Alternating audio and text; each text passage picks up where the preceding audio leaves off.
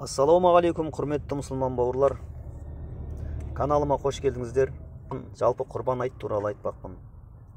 Құрбан араб тілінде жақындау деген мағынаны білдіреді.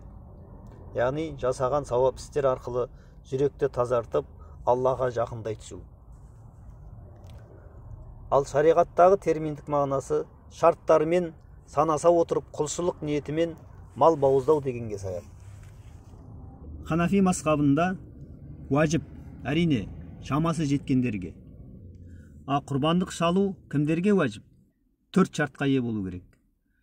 Бірінші, мұсылман болу, ақылды және балиғат жасына жету, құрбан айт уақытында жолаушы болмау, негізгі қажеттерден тыс нисап мөлшеріндегі қаржыға ие болу. Жалпы құрбандық шалудың қысқаша тарихын айтып өтетін болсақ, ол сонау адам атадан бері қарай келе жатқан. Яғни Алла тағала адам атаға бұйырып, Абыл мен Қабылдың құрбандықтарын Алланың қабыл етуі немесе етпеуі. Абылдың құрбандығын Алла қабыл етті, ал Қабылдың құрбандығын қабыл еткен жоқ. Біреуі қой бағатын, яғни Абыл қой бағатын, ал Қабыл егіншілікпен айналысқан. Сол өздерінің нисап мөлшеріндегі құрбандықтарын Алла жолына беру керек болады. Сөйтіп, оны тауға апарып қою керек болады. Абыл қойлардың ішіндегі ең тәуірін, жақсысын байлап матап, таудың төбесіне қойып кетеді. Адам ата айтады, егер сол қошқар орында жоқ болатын болса, демек құрбандығың қабыл болады дейді. Қабылға да солай айтады. Ол егіндігінен бір қап арпа немесе бидай салу апарып таудың төбесіне қою керек болады. Ал ол шартты дұрыс ойындамай, жарты қап астығын апарып таудың төбесіне қояды. Енді олардың құрбандықтарын қабыл етуін күтеді. Демек, орында жоқ болатын болса, демек құрбандықтары қабыл деген сөз. Абыл таңертең ерте барып, таудың төбесіндегі қойын қарайын деп барса, қойы орында жоқ болып шығады. Ол қуанып келіп әкесіне сүйінші жаңалықты айтады. Алла тағала оның құрбандығын қабыл етті. Қабыл барып, өзінің жарты қап қойған астығын қараса, орнында әлі тұр екен. Демек, оның құрбандығын қабыл етпеген екен. Демек, бұл жерде біз нені түсінеміз? Яғни, егер Аллаға жағдайыңыз жетсе, Аллаға ең жақсы мал сою үшін ең жақсы қойыңызды, сиырыңызды, түйеңізді, ешкіңізді сою керек екен. Оның кемістіктері болмау керек. Яғни, қой 1 жастан асқан болу керек. Ешкі де сондай. Ал сиыр 2 жастан асқан болу керек. Бұл жерде шарт, қой мен ешкі бір адам құрбан шала алады. Ал сиырды бір адамнан 7 адамға дейін құрбандық шала алады. Бір шартты түсіну керек.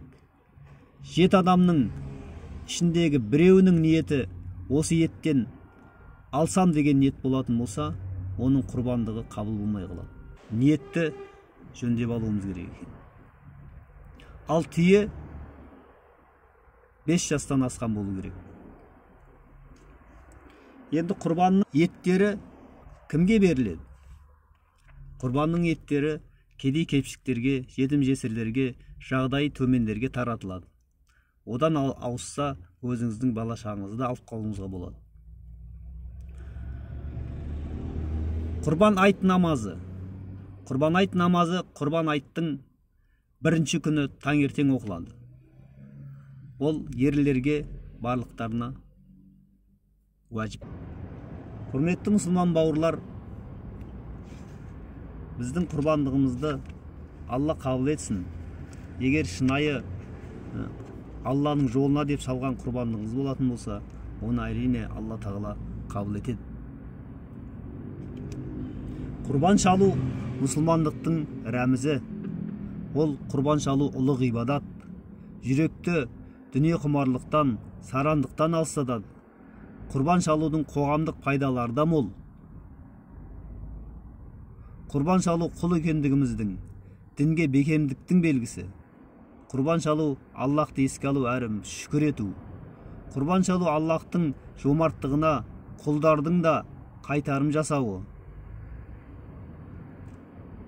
Құрбан шалу Аллахқа деген сүйіспеншіліктің белгісі. Шаңырақты берекеге бөлейді, бәле-жалаларды алыстатады. Аллахты ұлықтауды әрі мұсылмандардың бір-біріне деген жанашырлығын білдіреді. Ауызбіршілікті нығайтады. Құрбан шалған адам өзінің діни міндетін орындаған болып табылады. Құрбан шалу мүмінді ақыретте мол сауапқа кенелтеді. Күнәлардың кешіріміне себеп. Баршаға, әсіресе кедейлерге жасалған жанашырлық. Бай мен кедейдің арасын жақындастырады. Қоғамдық татулық пен ынтымақтың ұйытқысы. Мұсылмандардың бір-біріне қол ұшын созып тұруының бауырмашылдығының белгісі. Қоғамды игілікке, ізгілікке бастайды. Кедейлердің қабағын ашады, тағдырға өкпе артқызбайды. Көрші ақысын еске алып, татулыққа бастайды. Құрбан шалу мал шаруашылығына көңіл бөлдіреді. Міне, осындай үлкен сауаптары мол. Ибрахим алейхиссалам және оның баласы Исмаил алейхиссаламның тарихын білесіздер. Ибрахим алейхиссалам Алла бұйырған амалды орындайын деп баласын құрбандық шалуға бұйырғанда, Алла тағаланың бұйрығын, аурет баласын құрбан шалу қиын болса да, соны Алла жолына өтейін деп шешті. Және де Исмаил баласы да оған қарсылық танытқан жоқ. Міне сол себепті Алла тағала оларға қошқар түсіріп, осыны құрбан шал деп бұйырды. Содан бері біздің пайғамбарымыздың үмбеттерінің жалпы бүкіл әлем мұсылмандарына уәжіп болды. Міне содан бастап, Ибрахим алейхиссаламнан бастап, тәкбір тәшрих айту бізге уәжіп болды. Яғни ол құрбан айттың алдын Арафа күні таңертеңнен бастап, таң намазынан бастап, әл-фарыз намаздарынан кейін бір рет айту уәжіп. Ал оның сол күннен бастап құрбан айттың 4-ші күні асыр намазына дейін жалғасады. Құрметті мұсылман бауырлар, біз құрбан айт туралы аздыкем мәлімет айтып өттік. Құрбандығымызды Алла қабыл етсін. Комментарийға астына жаза кетіңіздер. Тағы да құрбандық туралы қандай сұрақтарыңыз бар. Келесі каналымда жүздескенше ағайын.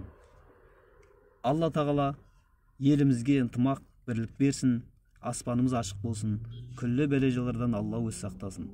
Ассаламу алейкум ва рахматуллахи ва баракатух.